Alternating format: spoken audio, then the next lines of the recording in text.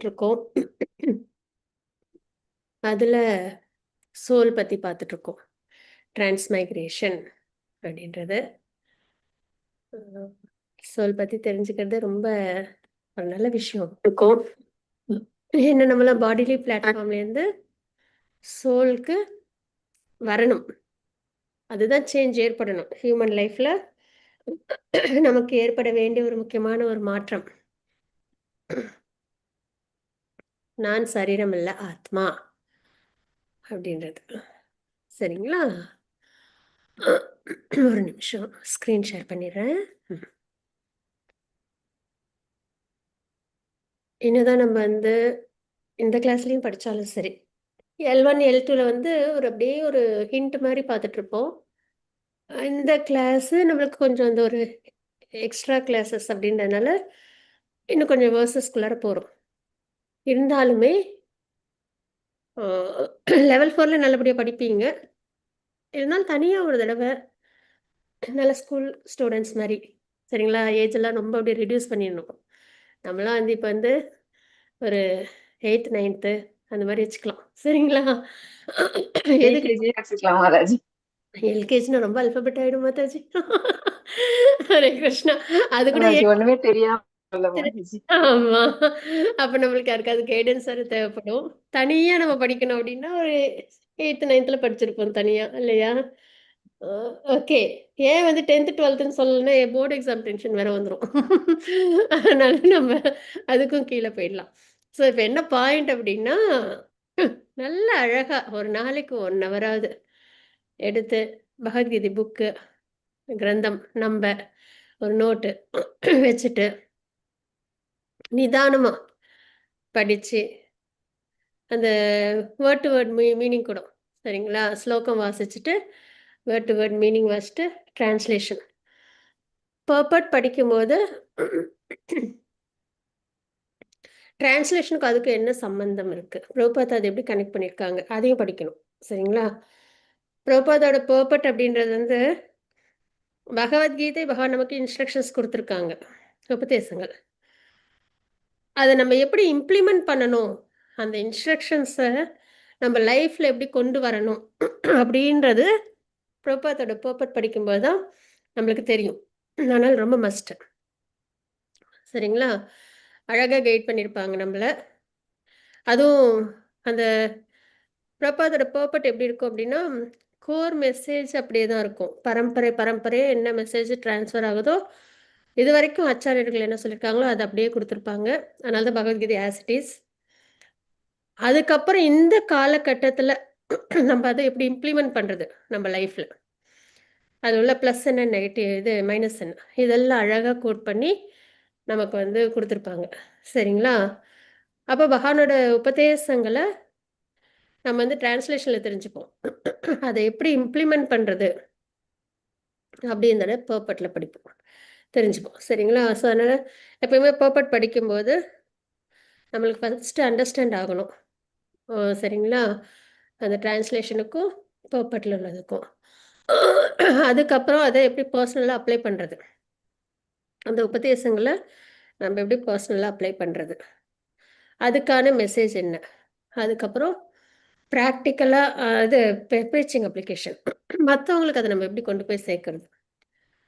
Mood and mission. இதெல்லாம் நம்ம மனசுல வச்சுக்கிட்டு, அழகா என்ன பண்ணணும்னா, ஒர்க் அவுட் பண்ணணும். ஒரு ஒரு ப்ராப்பர்ட்டி படிக்கும்போது. இதெல்லாம் என்னன்னா, இப்படி படிச்சா பகவத்கீதையே நம்மளுக்கு வந்து ரொம்ப என்ன சொல்றது? சும்மா ஏதோ அப்படியே ஒரு கிரந்தம் அப்படின்னு நம்ம வாசிக்கிறோம் அப்படின்றது இல்லாம, அந்த சிஸ்டமேட்டிக்கா படிக்கும்போது, அதோட இனிமை, அத வந்து நம்ம இன் டெப்த் நம்மளால அண்டர்ஸ்டாண்ட் பண்ண முடியும். அதுதான் மஸ்ட். சரிங்களா? அ இல்லன்னா அப்படியே மேலோட்டமாயிடும். அதனால தினம் வந்து 1 ஸ்லோகம் இல்ல 2 ஸ்லோகம் எடுத்து இந்த மாரி வாசிக்கிறதுன்றது, பொதுவா என்ன சொல்லுவாங்கன்னா, அப்படியே புக் எடுத்து வாசிச்சாலே போதுன்னுவாங்க. தினம் பகவத்கீதையில 1 ஸ்லோகம், பாகவத்துல 1 ஸ்லோகம்ன்னு. ஆனா எனக்கெல்லாம் ரொம்ப மந்த புத்தி. சரிங்களா? சும்மா படிச்சுக்கிட்டே இருந்தேன் அப்படின்னா, அது அப்படியே மனசுல வந்துட்டு எனக்கு ரொம்ப ரெஜிஸ்டர் ஆகாது. அதனால எனக்கு எப்பயுமே என்னன்னா, எப்ப புக் கையில எடுத்தாலும் பக்கத்துல ஒரு நோட்டு, பென்சில் வச்சு, அதுல என்ன பாயிண்ட்ஸ் அப்படின்றத ஜாட்டட் டவுன் பண்ணாதான் விஷயம் எனக்கு புலப்படும். சரிங்களா? அதனால நம்ம எல்லாம் வந்து இப்போ ஸ்கூல் ஸ்டூடெண்ட்ஸு ஹாப்பியாக நல்லா வந்து ரைம்ஸ் மாதிரி பகவானோட பஜன்ஸ் கீர்த்தன்ஸ்லாம் கற்றுப்போம். அழகாக வந்துட்டு சப்ஜெக்ட் மாதிரி நம்ம வந்துட்டு பகவத்கீதை பாகவத்தை நல்லபடியாக அண்டர்ஸ்டாண்ட் பண்ணுவோம். சரிங்களா? நல்லா சாண்டிங் பண்ணுவோம். இனி நம்ம லைஃப் வந்துட்டு ரொம்ப என்த்துவாக கொண்டு போகணும். அந்த ஏஜ் ஆயிடுச்சுன்றது நம்மளுக்கு தெரியவே கூடாது. ஏன்னா ஆன்மீகத்தில் நம்மளுக்கு ஏஜ்ன்றதே கிடையாது. சோலுக்கு ஏஜே கிடையாது. ஏன்னா அன்பான் பிகினிங்லெஸ், எண்ட்லெஸ். சரீரத்துக்கு தான் ஏஜ். சரிங்களா? அதனால் ஆன்மீகத்தை நம்ம என்த்துவா பண்ணணும். ஹாப்பியாக. சரிங்களா? கிருஷ்ணாவுக்கு பக்தியும் அதேமாதிரி நம்ம ஹாப்பியாக பண்ணணும். ஸோ அதனால் நல்லா வாசிக்கணும். நேத்திக்கு நம்ம வந்து பகவான் ஏன் ஏன் பகவான் வாச்ச அப்படின்னு வந்து இருக்கு அப்படின்னு பார்த்தோம். அதுக்கு 3 ரெஃபரன்ஸ், இன்னும் சொல்லப்போனால் 4 ரெஃபரன்ஸ் பார்த்தோம். என்னென்ன ரெஃபரன்ஸ் பார்த்தோம்?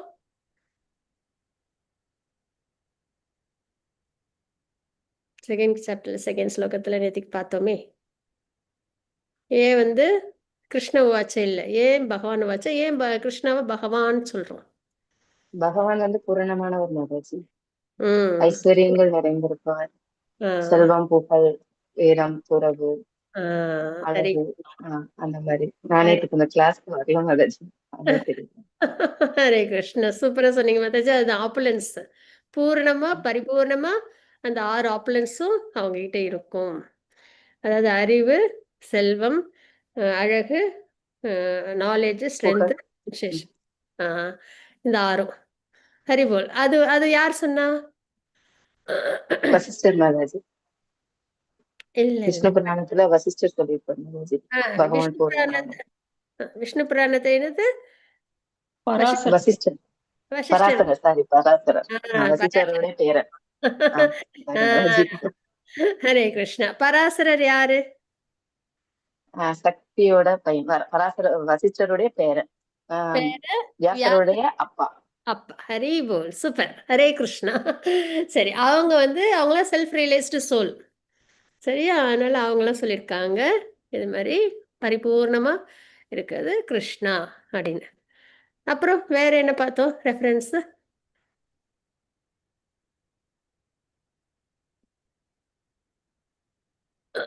செல்ஃப் ரியலைஸ்டு சோல் எல்லாரும் என்ன சொல்லியிருக்காங்க? கிருஷ்ணா தான் சுப்ரீம் அப்படின்றத சொல்லியிருக்காங்க. பிரம்மா பிரம்ம சமிதையில் ஈஸ்வர பரம கிருஷ்ண சொல்லி கோவிந்தம். சச்சிதானந்த ம் ஆதிராதி கோவிந்தா சர்வ காரண காரணம். காரணம் அவங்க கிட்ட இருந்து எல்லாமே வந்திருக்கு அப்படின்றத பார்த்தோம். ஓகேங்களா? அதுக்கப்புறம் இன்னொன்று என்ன பார்த்தோம்? பாகவத்திலேருந்து பார்த்தோமே. ம். பகவான் வந்து போர் புரியறப்ப எத்தனை வயசு, அந்த டைம்ல நான் வந்து மாதாஜி. புரியுதப்பா. ஓகே. ஹரே கிருஷ்ணா. ஏதேஷாம் கலாம் பும்ஷாம் இந்த ஸ்லோகம் நம்ம பார்த்தோம். ஹரி போல். சரியா? ஸோ இதில் வந்து என்ன சொல்லியிருக்காங்க? கிருஷ்ணஸ்து பகவான் ஸ்வயம். பாகவத்தில் அழகாக கோட் பண்ணிட்டு இருக்காங்க.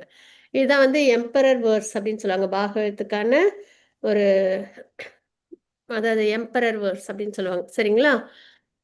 இதுலேயும் வந்து குறிப்பிட்டிருக்காங்க கிருஷ்ணஸ்து பகவான் ஸ்வயம். எப்படின்னா அந்த விரிவாக்கங்கள்லாம் உங்களுக்கு தெரியும்ல, எப்படி வந்து விரிவாக்கம் வந்திருக்குன்னு.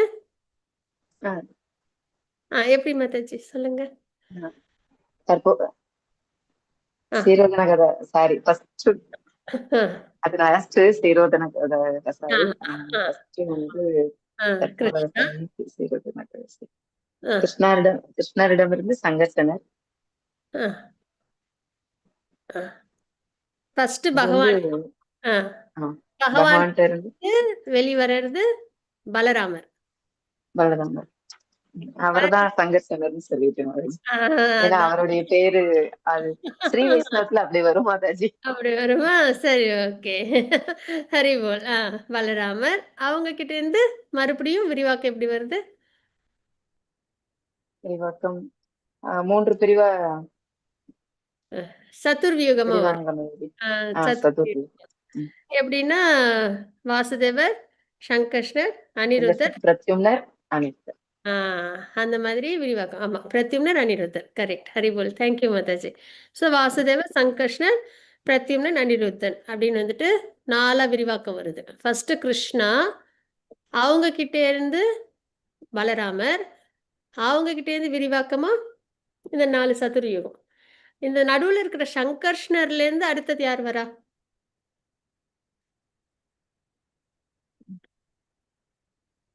சதுர்யுகத்துல சங்கர்ஷ்ணர்ல இருந்து நாராயணர் வருவாங்க. சரிங்களா?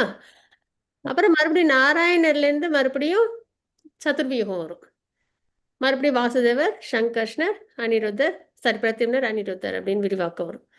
மறுபடியும் அந்த சங்கர்ஷ்ணர்ல இருந்து இவங்க கார்ணோதய கஷாய விஷ்ணு வருவாங்க. அவங்களோட திருமேனியிலேருந்து தான் உலகங்கள்லாம் அப்படியே வெளியில வரும். அவங்கள தான் மகாவிஷ்ணுன்னு சொல்லுவாங்க. கார்ணோதய கஷாய விஷ்ணு அங்கேருந்து தான் மெட்டீரியல் வேர்ல்டு வருது. சரிங்களா? அது வரைக்கும், அதுக்கு முன்னாடி வரைக்கும் உள்ளதெல்லாம் ஆன்மீக உலகம். இப்போ கார்ணோதய கஷாய விஷ்ணுவிலேருந்து அவங்களோட திருமேனிலேருந்து உலகங்கள்லாம் வெளியில் வருது. அந்த ஒவ்வொரு உலகத்துக்குள்ளாரையும் மறுபடியும் பகவான் வந்து எப்படி விரிவாக்கத்தில் வராங்கன்னா, கர்ப்போதக கஷாய விஷ்ணு வராங்க. அதாவது கர்ப்பம் இல்லைங்களா? அந்த ஒவ்வொரு யூனிவர்ஸ்லேயும் அவங்களோட உள்ளார அப்படியே இருட்டாக இருக்கும். சரிங்களா? ஒவ்வொரு யூனிவர்ஸும் பகவான் திருமேனிலேருந்து வந்ததுக்கப்புறம் இருட்டாக இருக்கும். அதுக்கப்புறம் அதுக்குள்ளார பகவான் தன்னோட வேர்வை துளிகளால் 3/4 அதை நிரப்பிடுவாங்க. அதுதான் கர்ப்போதக ஓஷன் சொல்லுவோம். அதில் பகவான் வந்து கர்ப்போதக கஷாய விஷ்ணுவாக இருப்பாங்க. அவங்களோட நாபியிலேருந்து தான் தாமரை வரும். அதில் பிரம்மாவை அந்த தாமரைப்பூல பிரம்மாவை சிருஷ்டி பண்ணுவாங்க. அப்புறம் இந்த யூனிவர்ஸ்லாம் கிரியேட் ஆகும். அதுக்கப்புறம் பகவானோட இன்னொரு விரிவாக்கம் என்ன அப்படின்னா, கர்ப்போதக கஷாய விஷ்ணுக்கு அப்புறம் உள்ள விரிவாக்கம் என்னன்னா ஷீரோதய கஷாய விஷ்ணு.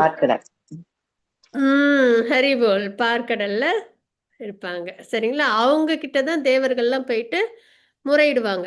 ஏதாவது மெட்டீரியல் வேர்ல்டில் அவங்களுக்கும் தேவர்களுக்கும் பிரச்சனை இல்லை, பூலோகத்தில் நிறையா அதர்மம் வந்துருச்சு அப்படின்னா யார்கிட்ட போய் முறையிடுவாங்கன்னா ஷீரோதய கஷாய விஷ்ணு.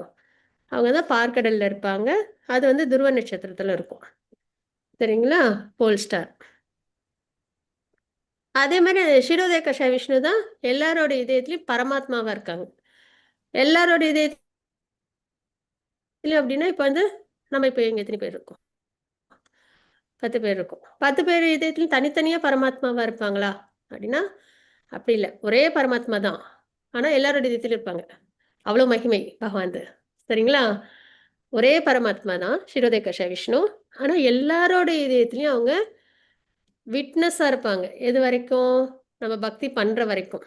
கண்டிஷன் சொல்ல இருக்கிற வரைக்கும் விட்னஸாக இருப்பாங்க. நம்ம செய்கிற கர்மாவுக்கெல்லாம் கரெக்டாக பலன் கிடைக்கும். சரிங்களா? நம்ம ஆசைப்படுற விஷயம்லாம் அவங்களுக்கு தெரியும். நம்ம செய்கிறதெல்லாம் தெரியும். அதே நம்ம பக்தி பண்ணிடுறோம் அப்படின்னா அதுக்கப்புறம் அவங்க நம்மளுக்கு அந்த உறவு சம்பந்தம் ஏற்பட்டுரும். சரிங்களா?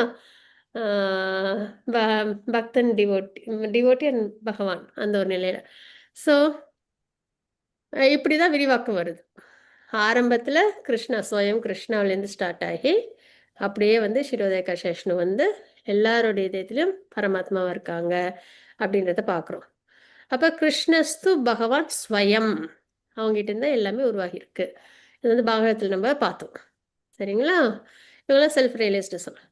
இது இல்லாமல் அர்ஜுனர் வந்து 10th சாப்டரில் பரம் பிரம்ம பரந்தாம பவித்ரம் பரம் பவான் அப்படின்னு வந்துட்டு ஸ்லோகம் வரும். சரிங்களா? அந்த ஸ்லோகத்தில் அழகாக சொல்லியிருப்பாங்க. இது பகவான் தான் சுப்ரீம் அப்படின்றது. சரிங்களா? ஒரு நிமிஷம்.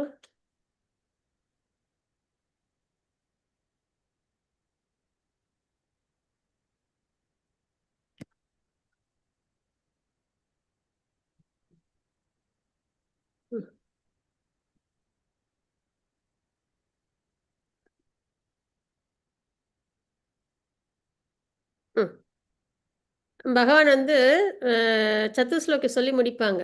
சரிங்களா? பகவத்கீதையில் இந்த 4 ஸ்லோகத்தை நம்ம படிச்சிட்டோம் அப்படின்னா நம்மளுக்கு வந்து பகவான் தான், அதான் பகவத்கீதையோட ஃபுல் நாலேஜ் நம்மளுக்கு தெரிஞ்சிடும். இந்த சத்துர்ஸ்லோக்கின்னு சொல்லுவாங்க. அதாவது அகம் சர்வஸ்ய பிரபவோ. அகம் அப்படின்னா என்னது? நானே. யார் சொல்றது இந்த ஸ்லோகத்தை? பகவான் கிருஷ்ணர். என்ன சொல்றாங்க? அகம் நானே. சர்வஸ்ய பிரபோ அனைத்து உற்பத்தி மூலம் அப்படின்றத சொல்றாங்க. சரிங்களா? அப்ப என்னிடமிருந்தே எல்லாம் தோன்றுகின்றன. ஸ்லோகத்தோட டிரான்ஸ்லேஷன் யார் சொல்றது? பகவான் சொல்றாங்க. அப்ப ஜட ஆன்மீக உலகங்கள் அனைத்திற்கும் மூலம் நானே, எல்லாம் என்னிடமிருந்து தோன்றுகின்றன அப்படின்றத பகவானே சொல்றாங்க. இதனை நன்றாக அறிந்த அறிஞர்கள் எனது பக்தி தொண்டில் ஈடுபட்டு இதயபூர்வமாக என்னை வழிபடுகின்றனர். அப்ப இது யாரு நல்லபடியா நம்ம பகவானை சுப்ரீம் அப்படின்னு ஏத்துக்கிறோமோ, சரிங்களா, அவங்க என்ன பண்ணுவாங்க? எல்லாத்துக்கும் மூல காரணம் ஆதி மூலம் அவங்க தான். கஜேந்திரன் அப்படிதான் கூப்பிட்டாங்க இல்லையா? இதனை நன்றாக அறிந்த அறிஞர்கள் ஆட்டோமேட்டிக்காக நம்ம அடுத்து என்ன பண்ணுவோம்? பக்தி பண்ணுவோம் அவங்களுக்கு. அது எப்படி பண்ணுவோம்? இதயபூர்வமாக ஆத்மார்த்தமாக நம்மளோட பக்தி இருக்கும் அப்படின்றத பார்க்குறோம். சரிங்களா? இந்த மாதிரி 4 ஸ்லோகம் சதுர் ஸ்லோக்கின்னு பகவான் வந்து சொல்லுவாங்க. இதை கேட்டதுக்கப்புறம் அர்ஜுனரோட ரியலைசேஷன் எப்படி 2.7ல் கார்பண்ய தோஷோ அப்படின்ற ஸ்லோகத்தில் பகவானை வந்து அவங்க என்னவா ஏற்றுக்கிறாங்க? குருவை ஏற்றுக்கிறாங்க. இப்போ இந்த ஸ்லோகத்துக்கு அப்புறம் அவங்க வந்து என்னவா ஏற்றுக்கிறாங்க? சுப்ரீமா ஏற்றுக்கிறாங்க. சரிங்களா? இது வந்து அர்ஜுனர் ஏற்கனவே பகவானோட டிவோட்டி, பக்தனும் நண்பனும். ஆனால் அர்ஜுனருக்கு ஒரு கலியுகத்தில் சாத்விக குணத்தில் உள்ள ஒரு பாட்லி பிளாட்ஃபார்மில் உள்ள ஒரு ஆத்மா எப்படி இருக்குமோ அந்த ஒரு பொசிஷனை பகவான் கொடுக்குறாங்க. இதெல்லாம் பகவானோட லீலையில் பங்கெடுத்துக்கிறது டிவோட்டிஸ். சரிங்களா? யசோதாமா பங்கெடுத்துப்பாங்க, அர்ஜுனர் பங்கெடுத்துப்பாங்க, பீஷ்மர் பங்கெடுத்துப்பாங்க, ஜெய விஜயன் இதுவா அசுரர்களாக பங்கெடுத்துக்கிறாங்க. அந்த மாதிரி பகவானோட விருப்பத்துக்கு ஏற்ப அர்ஜுனன் வந்து என்னவாகிறாங்க? எந்த ஒரு நிலைக்கு வராங்க? அது கலியுகத்தில் ஒரு பாட்லி பிளாட்ஃபார்மில் சரீரம் சார்ந்த விஷயத்தில் இருக்கிற சாத்திய குணத்தில் உள்ளவங்க எப்படி இருப்பாங்களோ அந்த ஒரு நிலைக்கு அவங்க வராங்க. நமக்காக தான். சரிங்களா? ஆனால் நான் சாத்விக குணம் இல்லை, ராஜச குணம் தாமச குணம் எல்லாம் அதிகமாகவே இருக்குது சொல்கிறேன். ஆனால் அதுக்கப்புறம் அர்ஜுனர் எப்படி வந்து ப்ராக்ரஸ் ஆகுறாங்க, பகவத்கீதையில் எப்படி ப்ராக்ரஸ் ஆகுறாங்க அந்த இன்ஸ்ட்ரக்ஷனில், உபதேசங்களில், அதை நம்ம மைன்யூட்டாக நம்ம கவனிக்கணும். ஃபஸ்ட்டு குருவை ஏற்றுக்கிறாங்க, அதுக்கப்புறம் சுப்ரீமா ஏற்றுக்கிறாங்க, அதுக்கப்புறம் சரணாகதி பண்ணுவாங்க. சரிங்களா? 18th சாப்டரில் என்கிட்ட இருந்த மயக்கம் போயிடுச்சு, உங்களோட உபதேசங்களை நான் அப்படியே ஏற்றுக்கிறேன் அப்படின்ற மாதிரி இது பண்ணுவாங்க, சரணாகதி. ஸோ அது வரைக்கும் அர்ஜுனர்கிட்ட என்னென்ன மாற்றங்கள் இருந்ததோ அது அத்தனையும் நம்மக்கிட்டே இருக்கணும். சரிங்களா?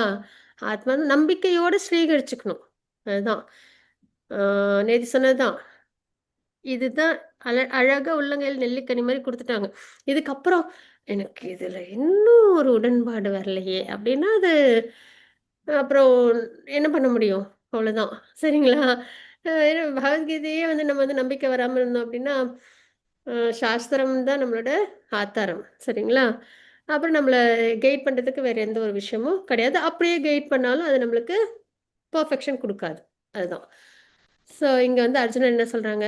பரம் பிரம்ம பரம் தாம பவித்ரம் பரமம் பவான் புருஷம் சாஸ்வதம் திவ்யம் ஆதிதேவம் அஜம் விபும் ஆகுஸ்துவாம் ருஷய சர்வே தேவர்ஷி தேவர்ஷி நாரதஸ்ததா அசிதோ தேவலோ வியாச ஸ்வயம் சைவ பிரவிஷிமே அப்படின்றது சொல்கிறாங்க. சரிங்களா?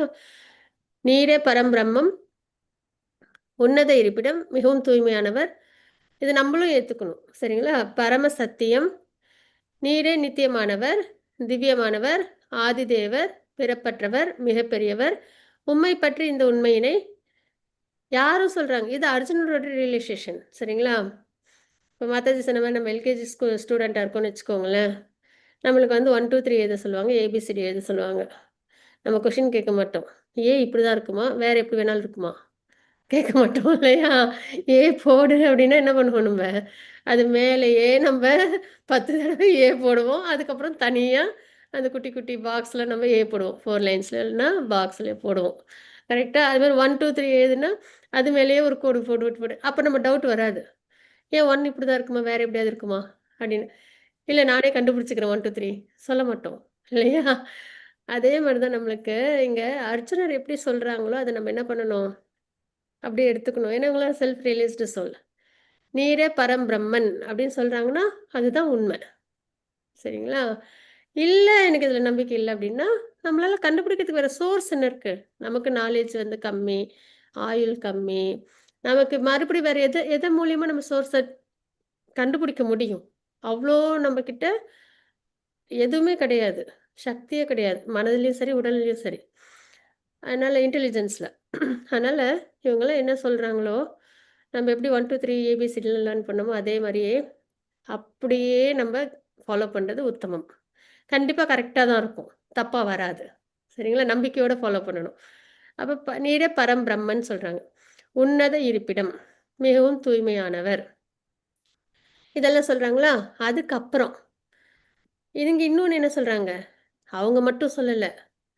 நாரதரும் சொல்றாங்க, அசித்தரும் சொல்லியிருக்காங்க, தேவலர், வியாசர். இந்த மாதிரி மிக சிறந்த ரிஷிகள் இத உறுதி செய்துள்ளனர்.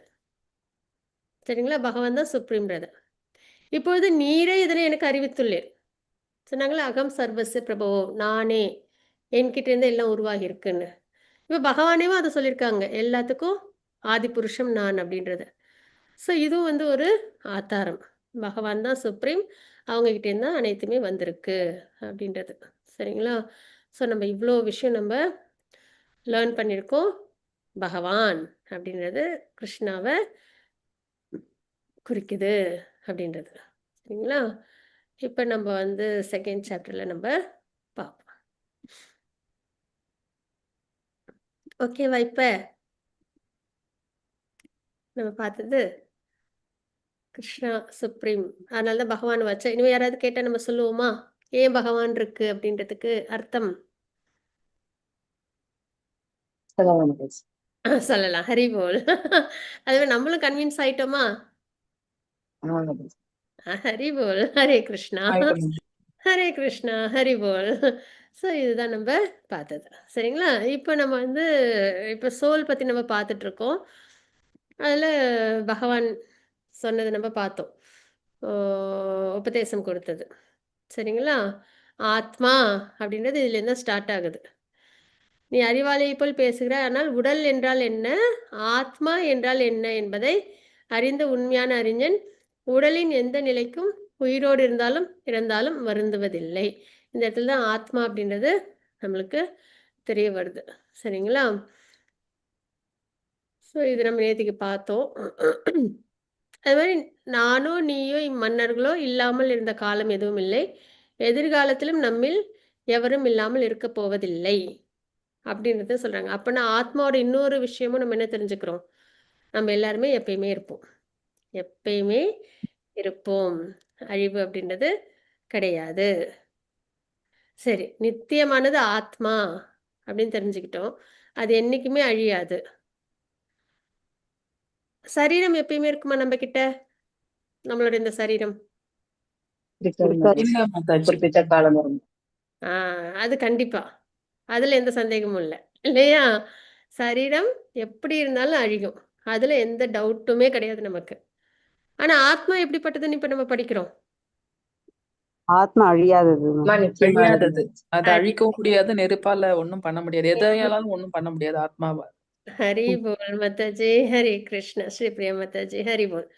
அப்ப ம். நம்மளுக்கு இது நல்லா தெளிவா தெரியுது. சரீரம் அழியும், ஆத்மா அது அழியாது. அப்ப நம்ம எதுக்கு இம்பார்ட்டன்ஸ் குடுக்கணும்? ஆத்மா ஆத்மா. ஆத்மாக்கு தான் மாதாஜி. ஆ, அப்ப ஆத்மாக்கு என்ன வேணும்? பக்தி தான் வேணும் மாதாஜி. ஹரி போல். அததான் செய்யணும். நம்ம. பக்தி தொண்டு. அப்ப சரீரம் வேண்டாமா? சரீரம் சார்ந்த விஷயம் வேண்டாமா நமக்கு? சரீரம் இருந்தால்தான் அதை பண்ண முடியும் மாதாஜி. ஆ, ஹரி போல்.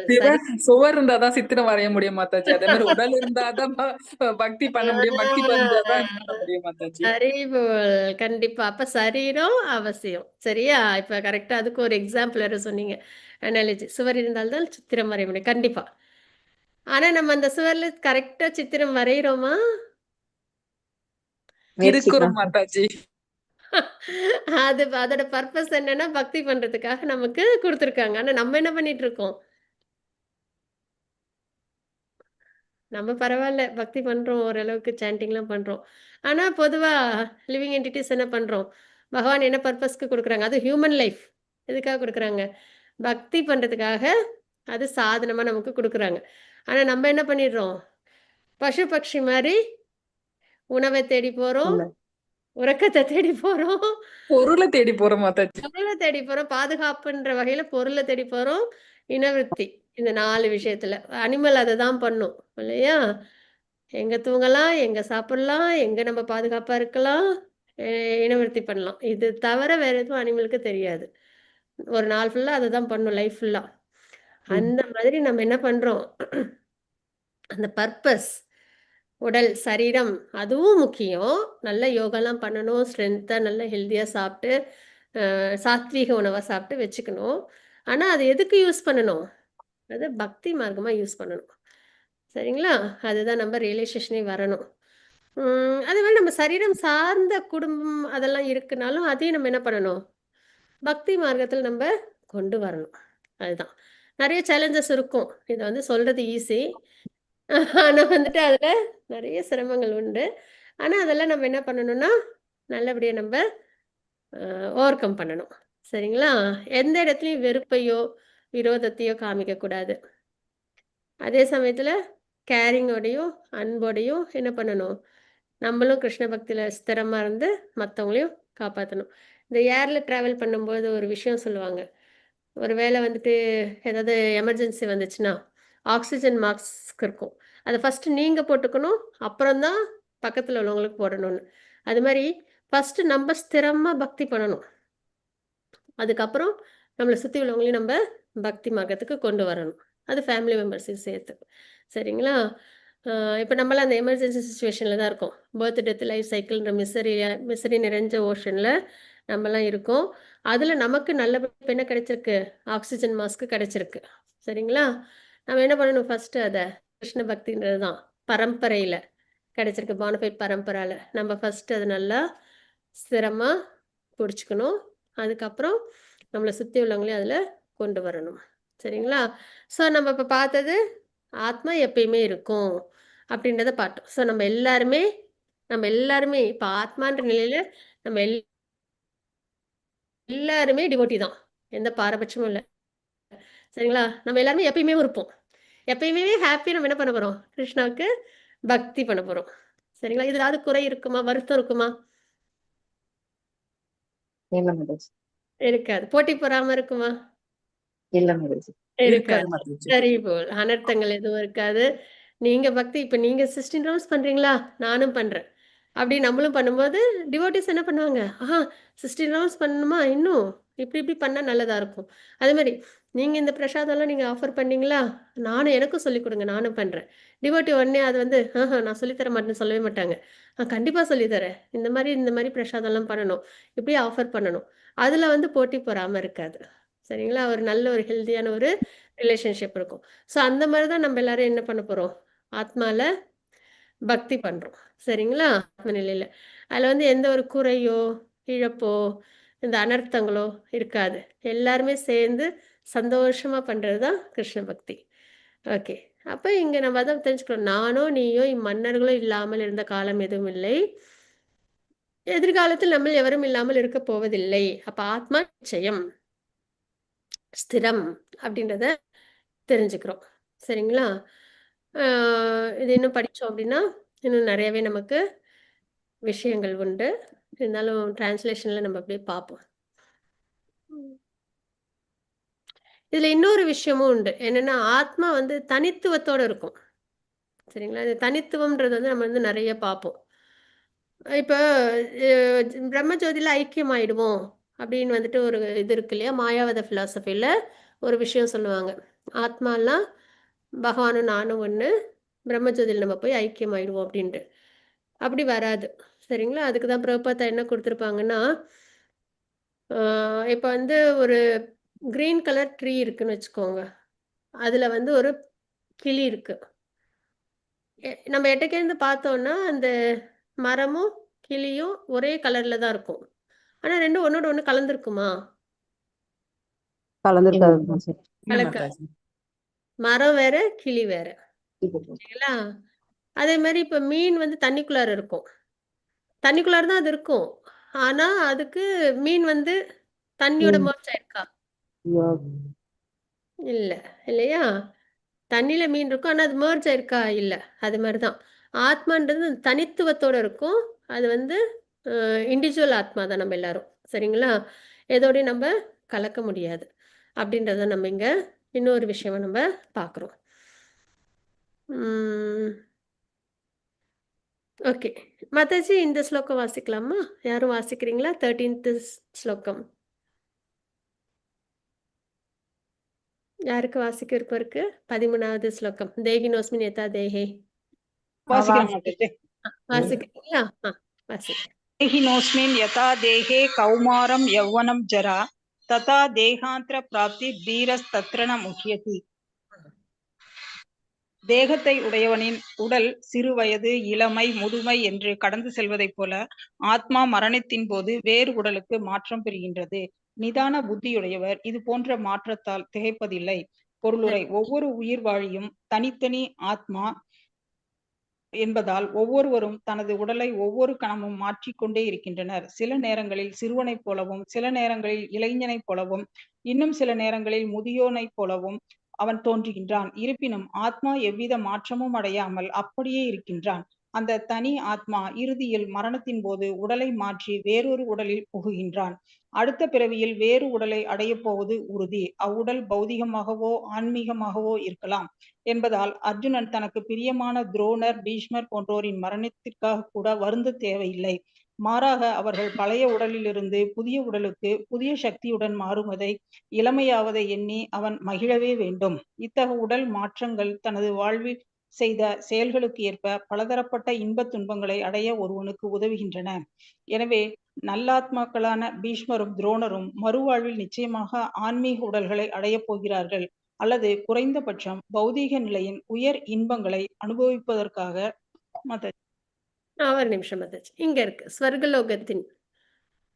சொர்க்கத்தின் உடல்களை அடைவார்கள். ஸ்வர்கலோகத்தின் உடல்களை அடைவார்கள். எனவே எந்த சூழ்நிலையிலும் கவலைப்பட காரணம் இல்லை. தனி ஆத்மா, பரமாத்மா மற்றும் இயற்கை, பௌதிக மற்றும் ஆன்மீக இயற்கை இரண்டும் ஆகியவற்றின் நிலையை பக்குவமாக அறிந்தவன் தீர நிதான புத்தியுடையவன் என்று அழைக்கப்படுகின்றான். அத்தகு மனிதன் உடல்களின் மாற்றத்தால் ஒருபோதும் மயங்குவதில்லை. ஆத்மாக்கள் அனைத்தும் ஒன்றே என்னும் மாயாவாத கருத்தை ஏற்க முடியாது. ஏனெனில் ஆத்மாவை சிறு துண்டுகளாக வெட்ட முடியாது. அவ்வாறு ஆத்மாக்கள் அனைத்தும் பல்வேறு தனிப்பட்ட துண்டுகளாக வெட்டப்பட்டவை என்று எடுத்துக்கொண்டால் அது உன்னத ஆத்மா மாற்றமடையாதது என்றும் கொள்கைக்கு எதிராக அமையும். மேலும் பரமன் துண்டிக்கப்படக்கூடாது, மாற்றமடையக்கூடாது, என்றாகிவிடும். கீதையில் உறுதி செய்யப்பட்டுள்ளபடி பரமனின் அம்சங்கள் நித்தியமானவை, சனாதன, க்ஷரர் என்ற பெயரால் அழைக்கப்படுகின்றன. அதாவது அவை பௌதிக இயற்கையில் விழுந்துவிடும் தன்மை உடையவை. அம்சங்கள் நித்தியமாக அம்சங்களை முக்திக்கு பின்னும் தனி ஆத்மா அம்சமாகவே திகழும்.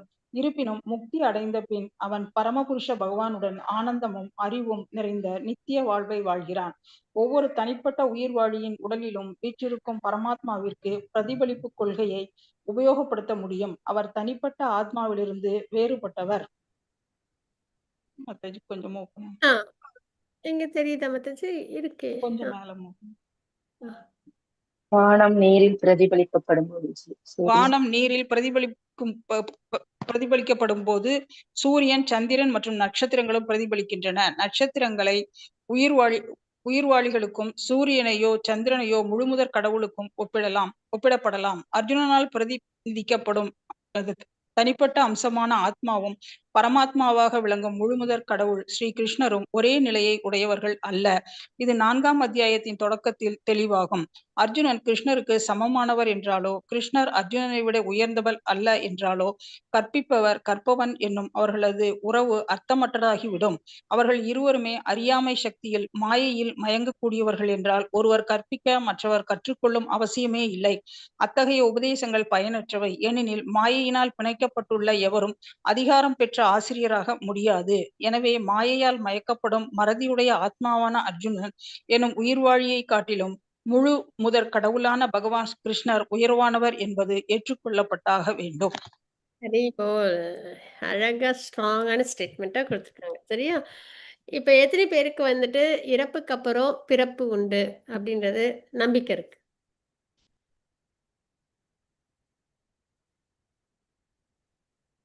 எல்லாருக்குமே இருக்கு மாதாஜி. ஆனா நம்ம செய்யற செயலை பொறுத்து மாதாஜி. அப்போ இந்த பகவான்கிட்ட போகணுமா? ஹரி முக்தி அடையணுமா முக்தி மறுபடியும் அடையலையான்றது பிறவி அவங்கவுங்க சுழற்சியில செயலை பொறுத்துதான் மாதாஜி. சரி, ஹரி போல். ஜோதி மாதாஜி, ஸ்ரீ பிரியா மாதாஜி, ஹரே கிருஷ்ணா. ஸோ பிறப்பிறப்பு சுழற்சியில் நம்பிக்கை உண்டு இல்லையா? அந்த வகையில் எல்லாருக்கும். ஏன்னா நிறைய பேருக்கு என்னன்னா, இப்போ நம்ம வந்து வாழுறோம், இறப்புக்கு அப்புறம் என்ன இருக்குன்னு தெரியாதுல்ல அப்படின்னு ஒரு டவுட் இருக்கும். சரியா? பொதுவாக இருக்கும். தப்பு கிடையாது. ஆ ஆனால் இறப்புக்கு அப்புறம் பிறப்பு உண்டு அப்படின்றத இந்த ஸ்லோகத்தில் பகவானே சொல்லிட்டாங்க. சரிங்களா? என்ன சொல்லியிருக்காங்க? தேகத்தை உடையவனின் உடல் சிறு வயது இளமை முதுமை என்று கடந்து செல்வதைப் போல ஆத்மா, அழியாத ஆத்மா மரணத்தின் போது வேறு உடலுக்கு மாற்றம் பெறுகிறது.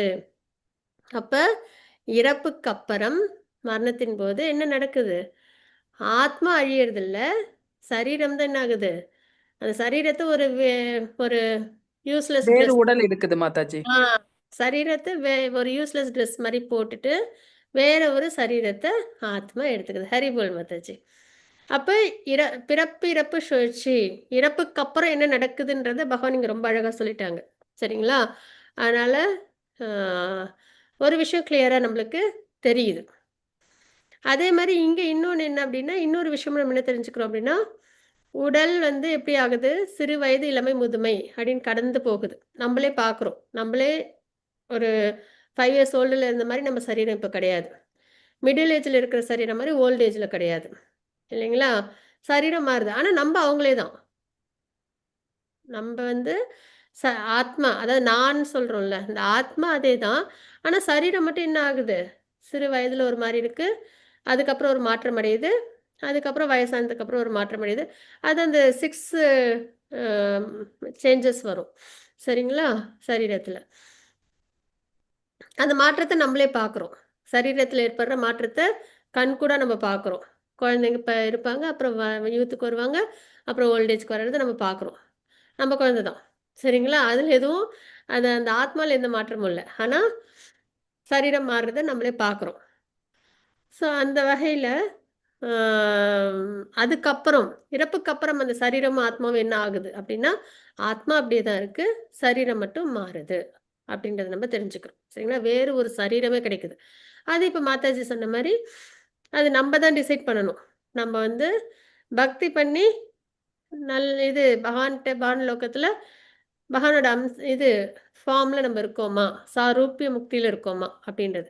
இல்லை, நம்ம கர்மா நல்லபடியாக பண்ணாமல், சரிங்களா, பக்தி நல்லபடியாக பண்ணாமல் நம்ம வந்துட்டு ஒரு பர்த் டெத் லைஃப் சைக்கிளில் வந்துட்டோம் அப்படின்னா அதுக்கேற்ற மாதிரி சரீரம் கிடைக்கும். நம்ம கர்மாவுக்கு ஏற்ற மாதிரி சரீரம். சரிங்களா? நம்ம பயஸ் ஆக்டிவிட்டீஸ் பண்ணோன்னா சொர்க்கம் போவோம். இம்பயஸ் ஆக்டிவிட்டீஸ் பண்ணதுக்கெலாம் நரகம் போகணும். அப்புறம் திரும்பி இந்த பூலோகத்திலே பிறப்பெடுப்போம். இந்த மாதிரி ஒரு விஷயம் நடக்கும். ஸோ நம்ம தான் டிசைட் பண்ணுறோம் நம்மளுக்கு என்ன நடக்குது அப்படின்றதுல. வேறு யாருமே இதில் தலையிடுறதில்ல. சரிங்களா? நம்மளுக்கு என்ன ஒரு கைடன்ஸ் முக்கியமானா பகவத்கீதையோட கைடன்ஸ். அதனால தான் இது வந்து நம்மளோட மேனுவல் அப்படின்றது. சரிங்களா? ஸோ அதனால் இது வந்து சரீரம் மாற்றம் அடையும், ஆனால் ஆத்மா மாறுறதில்ல. அதே மாதிரி மரணத்துக்கு அப்புறம் ஆத்மா வேறொரு உடலை எடுத்துக்குது. இதை தெரிஞ்சுக்கிட்டவங்க என்ன பண்ண மாட்டாங்க? மரணத்தை பார்த்து பயப்பட மாட்டாங்க. சரிங்களா? ஏன்னா ஆத்மாவுக்கு தான் ஒன்றுமே ஆகாது இல்லையா? நம்ம எல்லாம் எப்பயுமே கிருஷ்ணா கிட்ட பக்தி தான் பண்ண போகிறோம். சரிங்களா? ஸோ அந்த வகையில் நிதான புத்தியுடையவர்கள் இந்த மாற்றத்தினால, மரணம் இந்த மாதிரி மாற்றத்தினால திகைக்க மாட்டாங்க. சரிங்களா? அதோட உண்மையான அந்த ஒரு புரிதல் இருக்கும். ஆனால் நம்ம கவனமாக இருக்க வேண்டியது கர்மாவில். பக்தி நல்லா பண்ணணும், பகவானை அடையணும். அதுதான் நம்மளோட ஃபோக்கஸாக இருக்கணும். அதே சமயத்தில் ப்ரிஸ்கிரைப் டியூட்டி, நம்ம ஃபேமிலிக்கு செய்ய வேண்டிய கடமைகளையும் நம்ம நல்லபடியாக பண்ணணும். சரிங்களா? அப்போ இதுதான் நம்ம இங்கே போப்பட்லேயும் பார்த்தது. இப்போ மாதாஜி வாசித்தாங்க ரொம்ப அழகாக. ஸோ அதனால் இன்டெப்த்து போகலை. சரிங்களா? தனித்தனி ஆத்மா நம்ம எல்லாரும் அப்படின்றத பார்க்குறோம். உடல் வந்து ஒவ்வொரு கணமும் மாறிக்கிட்டே தான் இருக்கும். சயின்ஸ்லேயும் அதை சொல்கிறாங்க இல்லைங்களா? செல்ஸ் வந்து ஒரு குறிப்பிட்ட காலத்துக்கு அப்புறம் ஒரு நாட்களுக்கு அப்புறமே என்ன ஆகுது, புது செல்ஸ் நமக்கு கிடைக்குது அப்படின்றது. ஸோ அந்த மாதிரி உடல் வந்து மாறும்.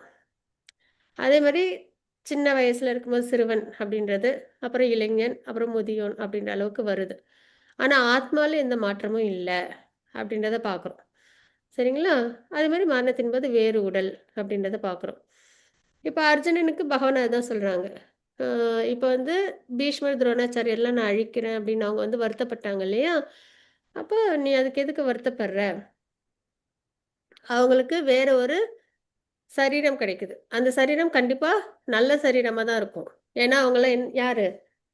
அ ரே அவங்களும் பீஷ்மர் வந்து பகவானோட டிவோட்டி தான். சரிங்களா?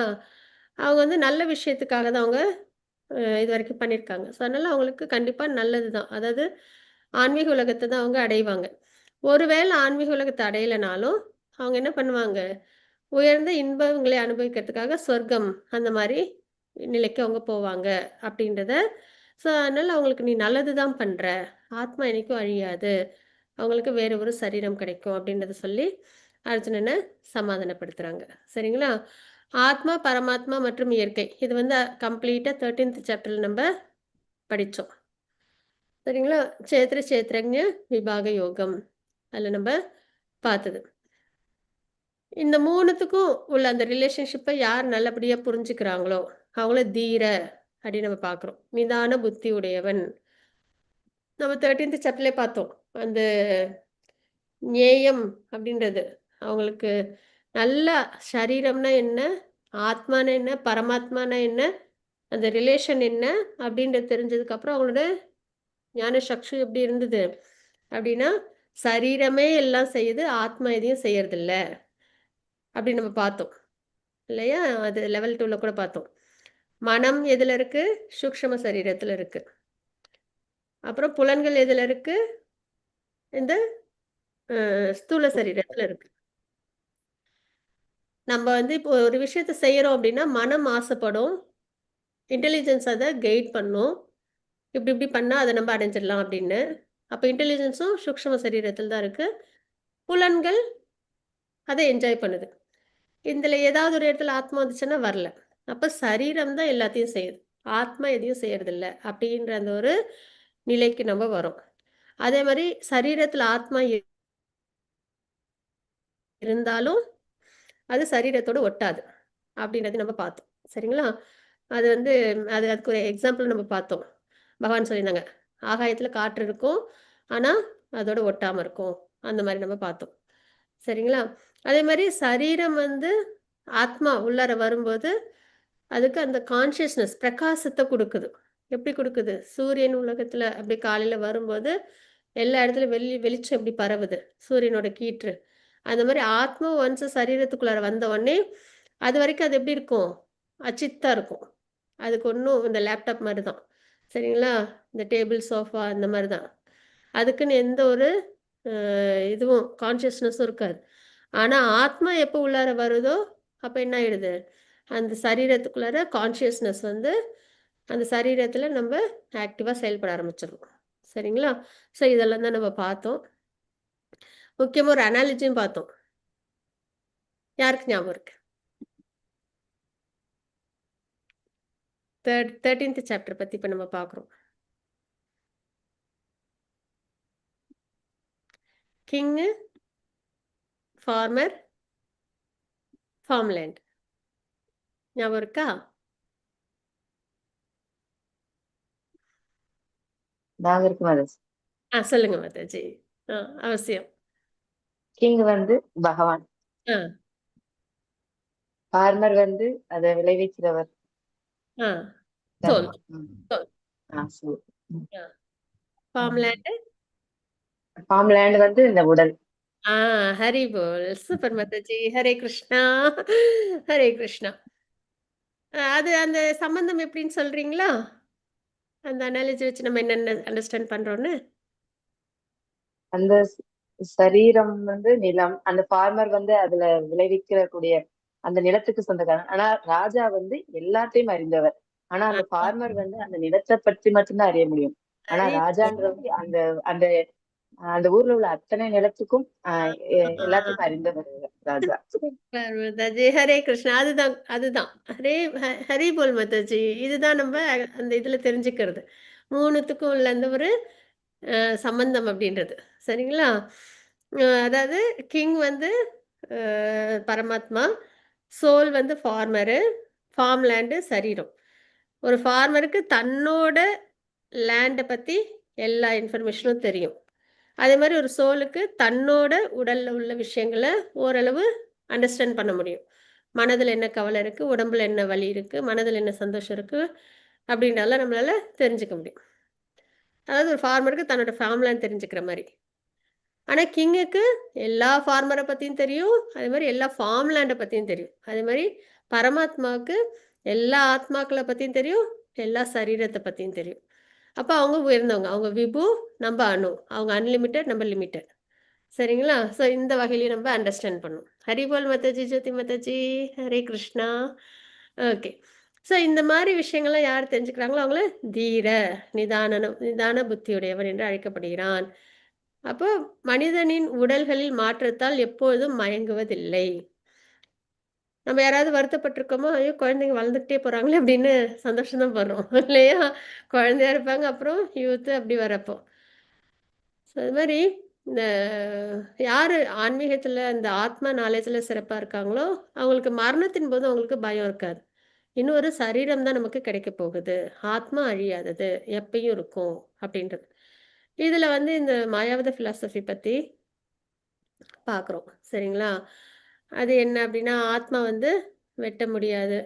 அவங்க வந்து ஒண்ணோட ஒண்ணு மர்ஜ் ஆகுதுன்னு சொல்றாங்கல்ல, அது வந்து இதில ஏத்துக்க முடியாது. அது வந்து அந்த ஆத்மாவோட நேச்சருக்கு பொருந்தாது அப்படின்றத அழகா வந்து பிரபுபாதா வந்து எக்ஸ்பிளைன் பண்ணியிருக்காங்க. சரிங்களா? அதே மாதிரி இங்கே வந்து அ அர்ஜுனர் கிருஷ்ணருக்கு சமமானவர் என்றாலோ, அல்லது கிருஷ்ணர் அர்ஜுனரை விட உயர்ந்தவர் அல்ல என்றாலோ, அப்ப அந்த பகவான் உபதேசம் அப்படின்றது ஏத்துக்கிற மாரி வந்துராது. இல்லைங்களா? கற்பிப்பவர், கற்பவன் என்னும் அவர்களது உறவு அர்த்தமற்றது ஆகிவிடும். இந்த லைன்ல நம்ம அத நல்லா தெரிஞ்சுக்க முடியும். ஆ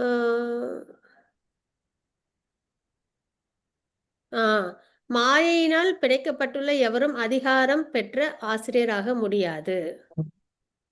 அதுக்கு என்ன அர்த்தம்?